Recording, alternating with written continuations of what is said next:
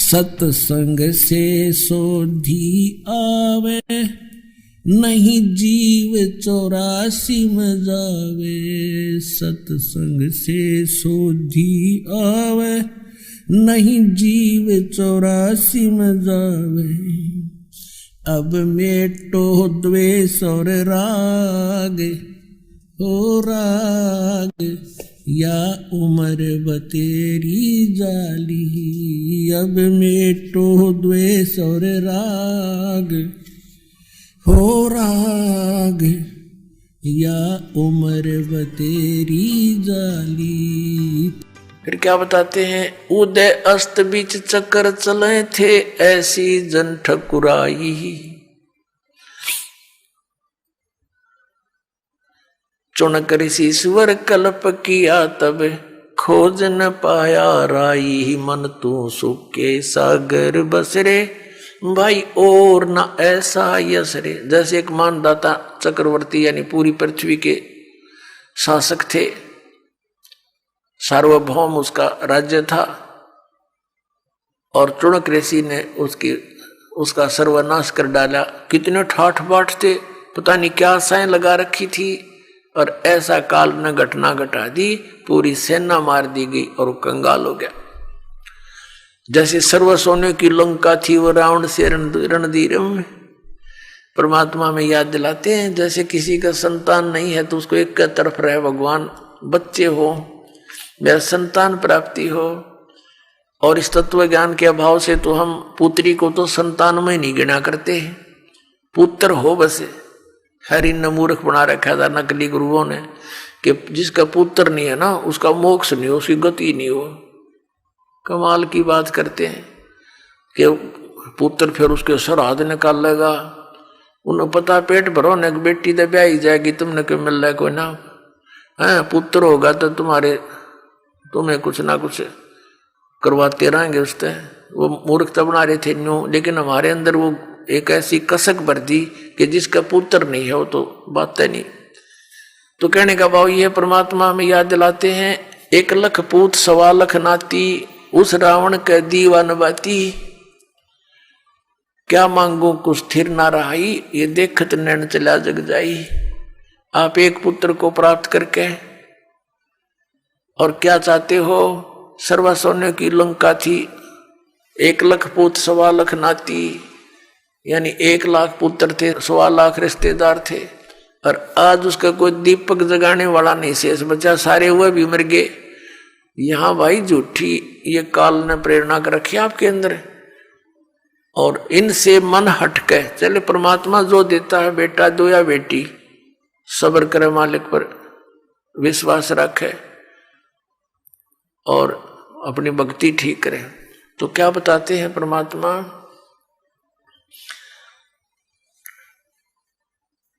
कि तुम यहां इस काल के लोक में कितने दुखी हो और कितनी बार तुम्हारा जन्म मृत्यु हो चुका है। क्या बताते हैं, कोटि जन्म तन भर मत होगे, कुछ ना हाथ लग्या रे। कुकर सुकर खरबया बोरे, कौआ हंस बुगारे। कोटि जन्म तू राजा की न्या, मिटी न मन की आशा। भिक्षुक होके दर दर घूम्या, मिलान निर्गुण रासा। इंद्र कुबेर ईश की पदवी, ब्रह्मा वरुण धर्मराया। विश्वनाथ के पुर को जाके तू फिर भी वापस आया।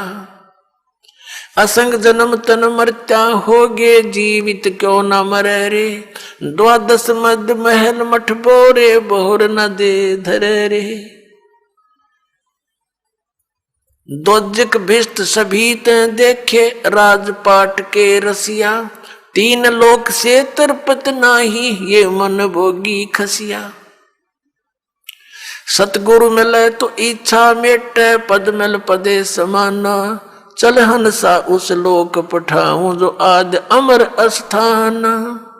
4 मुक्ति जा चंपी करती, माया होरी दासी। दास गरीब अभय पद पर से, वो मिले राम अविनाशी।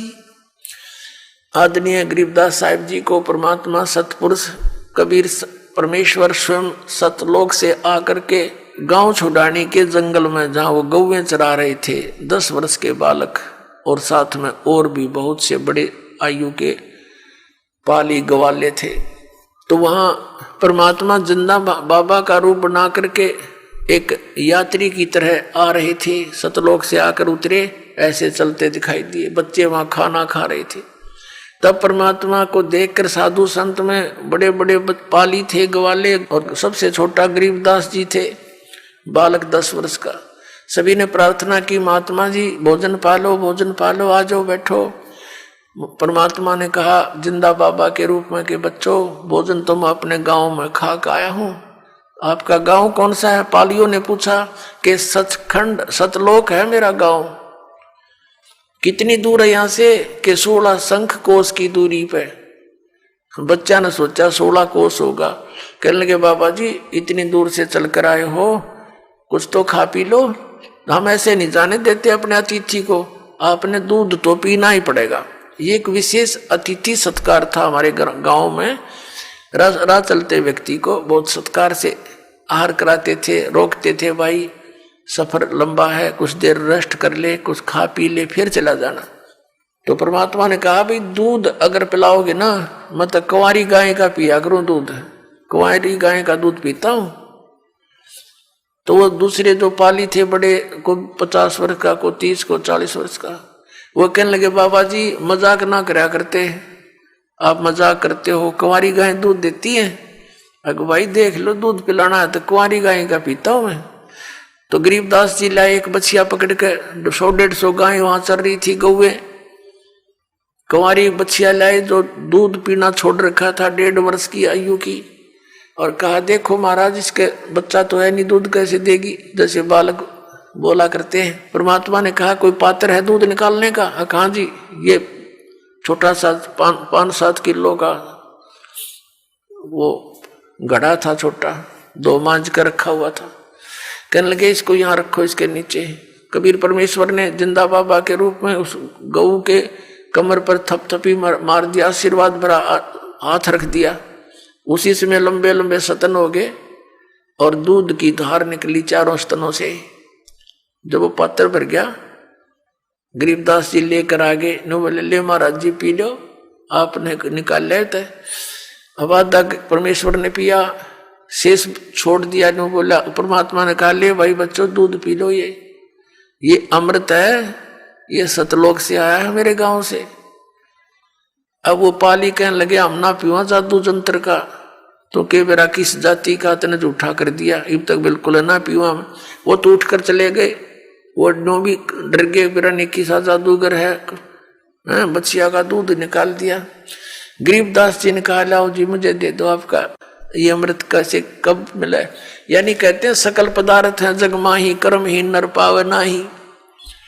फिर गरीबदास जी को परमात्मा सचखंड लेकर गए थे, पूरे सतलोक से सारी व्यवस्था से परिचित करवाए, जैसे आदरणीय नानक साहिब जी को साथ लेकर गए थे। ऐसे इन महापुरुषों को जिसके आपको दास शुभ नाम गिनाता है, इनके साथ सबके साथ ऐसी ही लीला की थी। आदरणीय गरीबदास साहिब जी को मृत जान लिया था और चिता पर रख दिया था। 8-10 घंटे बीत गए थे इस प्रोसीजर में। फिर परमात्मा ने आत्मा वापस बॉडी में भेज दिया, एकदम खड़े हो गए, चिता से अपने आप उठकर चल पड़े। उसके बाद ये अमृतवाणी बोलनी शुरू करी थी। मन तो चल रे सुख के सागर, जहां शब्द सिंधु रत्नागर, कोट जन्म तन भर मत होगे, कुछ ना हाथ लगा रे, कुकर सुकर खरबया बोरे, कौआ हंस बुगारे। उस आंख को देखे, सचखंड सतलोक को ऐसे वर्णन किया कि कोटि जन्म तन भर मत होगे, कुछ ना हाथ लगा रे। इस काल के जाल को समझने के लिए एक छोटा सा उदाहरण दास आपके सुनाना चाहता है।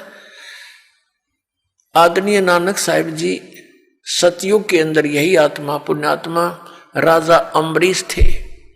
राजा अम्बरीश एक बहुत बड़े साधक थे, पुण्यकर्मी प्राणी थे, दयालु थे। अब देखो पुण्यात्माओं, परमात्मा की एक वाणी है कबीर परमेश्वर की कि जो जन मेरी शरण है ताका हूं मैं दास, गेल गेल लाग्या फिरूं जब तक धरती आकाश।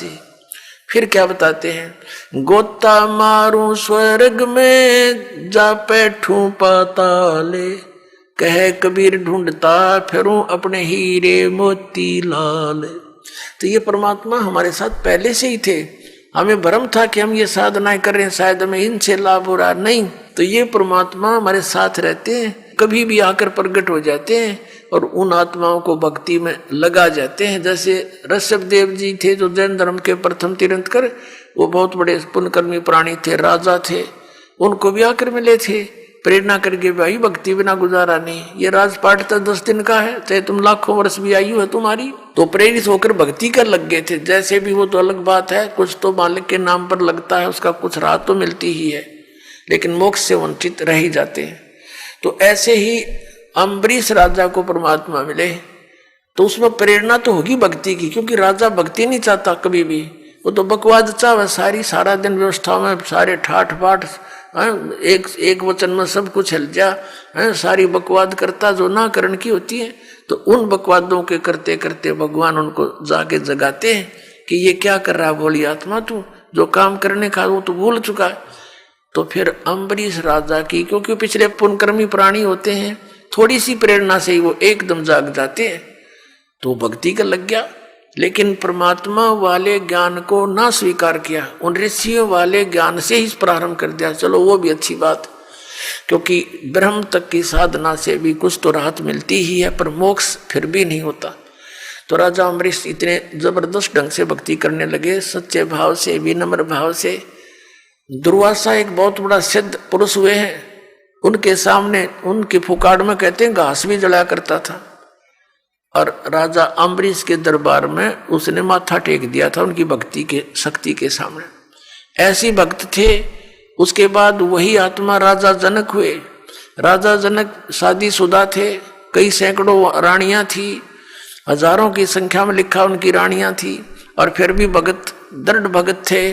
उनको भी परमात्मा मिले थे कि ये क्या कर रहा भक्त, भक्ति बिना गुजारा नहीं। तो उसको इतनी प्रेरणा हुई, वो भक्ति में जबरदस्त ढंग से लगा। और ये सुखदेव नाम के ऋषि जो गर्भ से ही सिद्धि युक्त जन्म लेकर आया था, आकाश में उड़ जाता था, तो स्वर्ग में जाने के बाद भगवान विष्णु ने उससे कहा था सुखदेव से कि सुखदेव, बगैर गुरु के मोक्ष नहीं हो सकता, ये तेरी बैटरी थोड़े से दिन में डिस्चार्ज हो जाएगी, डाउन हो जाएगी, तो फिर पशु बनेगा, जाइए गुरु बनाइए। तो कहने का भाव, ये ज्यादा लंबा ना करके चैप्टर हम संक्षेप में सुनाते। तो उस ऋषि ने भी राजा जनक से उपदेश लिया था जब उसका कल्याण हुआ। अपने आत्माओं काल का जाल कितना भयंकर है। राजा जनक के इतिहास में लिखा है कि उसने बहुत बड़े बड़े यज्ञ किए, गौएं दान करी, ऋषि महर्षियों को एक एक दिन में करोड़ों गौएं दान करी, लाखों, और उनको उनके साथ में कपड़े दान किए, भोजन भंडारे करवाए। तो इतने पुण्य इकट्ठे कर लिए। जब वो जाने लगा संसार छोड़कर राजा जनक जी, तो विमान में बैठकर जावे थे। परमात्मा कहते हैं आए हैं सो जाएंगे ये राजा रंग फकीर, एक सिंहासन चढ़ कर चले और एक बंदे जात जजीर। एक तो परमात्मा के विमान में बैठ कर जाएंगे जो भक्ति कर रहे हैं, और जो भक्ति नहीं करते उनको यम के दूत अपराधियों की तरह बांध कर ले जाएंगे। जाना तो सबने है, लेकिन जाने जाने में कितना अंतर है। अब विमान में बैठ करके राजा जनक जा रहे थे, रास्ते में एक नरक आवा था। उस नरक के अंदर 12 करोड़ आत्माएं जीव अपने पाप कर्मों का दंड भोग रहे थे। हाहाकार मच रहा था, रुदन मचा रहे थे, रो रहे थे। राजा जनक ने जहाज के पायलटों से कहा कि अभी विमान रोको। उन्होंने विमान रोक दिया कि ये रोने की आवाज कैसे आ रही है, कहाँ से आ रही है, पता करो। उन्होंने बताया जी यहाँ पर एक नरक है, इसके अंदर बहुत सी आत्माएं अपने कर्मों का दंड भोग रही हैं, वो रो रही हैं। राजा जनक ने कहा कि इनको छोड़ दो। अब उन पार्षदों ने बताया कि राजन अब यहाँ आपका हुक्म नहीं चलेगा, यहाँ तो धर्मराज का हुक्म चलता है। कहने लगे धर्मराज से मेरी बात कराओ। अब उन्हें संदेशा दिया, धर्मराज वहीं आ गए और कहा बोलो क्या बात है। राजा जनक ने कहा कि जो दुख पा रही है नरक के अंदर आत्माएं, इनको छोड़ दो। तो धर्मराज ने कहा जी यहाँ का विधान है, इसको ऐसे नहीं छोड़ सकते, जैसा प्राणी कर्म करता उसको भोगना ही पड़ता है। इन्होंने पाप किए हैं, भोग रहे हैं। तब राजा जनक ने कहा कि मुझे भी यहीं छोड़ दो, मैं नहीं जाता, मुझे भी इनके अंदर ही डाल दो, या इनको भी मेरे साथ ले चलो। इतने दयालु होते हैं साधु संत। अब धर्मराज ने एक अल्टरनेट निकाला कि जी ऐसे करो, आप अपने कुछ पुण्य इनके संकल्प कर दो, इनको दे दो, उस पुण्यों के प्रभाव के कारण हम इनको वहां ले जा सकते हैं। राजा जनक ने आव देखा ना ताव देखा, दयालुता के कारण अपने 50% पुण्य दान कर दिए। तो उन्होंने बिठा कर विमान में, वो तो ये तो एक होटल वाले हैं, ये यहाँ का राजा, यहाँ का भगवान थे, उनको बिठा कर दूसरे विमान में और उनके साथ ही स्वर्ग में भेज दिए। अपने आत्मा विचार करो, हम कितने ठगे जा रहे हैं, कहाँ भटक रहे हैं। अब जब तक राजा जनक के द्वारा दिए गए वो पुण्य उनके रहेंगे 12 करोड़ उन आत्माओं के पास, तब तक वो स्वर्ग में रहेंगे। स्वर्ग में उनका समय पूरा होते ही उन पुण्यों का तुरंत फिर उस नरक में आएंगे अपने पिछले पाप भोगने के लिए। पाप तो शेष उसके। और उधर से राजा जनक को ठग दिया, 50% डिस्चार्ज करवा दिया, वहीं पर उसका खत्म करवा दिया पुण्य। अब वही पुण्यात्मा स्वर्ग का समय भोग कर अब कलयुग के अंदर आदरणीय नानक साहेब जी के रूप में ये कालूराम मेहता खत्री के घर पे हिंदू परिवार में जन्म हुआ। और पहले तो हजारों की संख्या में नौकर होते थे, और फिर वही आत्मा एक सुल्तानपुर के राजा के यहाँ नौकर लगे आकर के। ये काल हमारे साथ ऐसे धोखा करता है। और वो परमात्मा कहता है गोता मारूं स्वर्ग में जा बैठूं पाताल, कहे कबीर ढूंढता फेरूं अपने हीरे मोती लाल। जो जन मेरी शरण है ताका हूं मैं दासे, साथ साथ लाग्या फेरूं जब तक धरती आकाशे। वो परमात्मा सतयुग में भी उनसे मिले उस आत्मा से, फिर परमात्मा भक्ति पर लगा गए, त्रेता में भी मिले फिर भक्ति पर लगा गए, कहीं इनके भक्ति आस्था ना खत्म हो जावे। कितने दयालु हैं। फिर आकर मिल गए सुल्तानपुर में बेई नदी के पास, और फिर सचखंड में लेकर सारी व्यवस्था दे करके अब फिर पारे कर दिए। कहते हैं जब लग धरती आकाश उसके साथ रहूंगा, पार करके छोड़ूंगा तुमको। लेकिन हमने थोड़ा सतर्क होना पड़ेगा इस काल के सारे जाल को समझकर।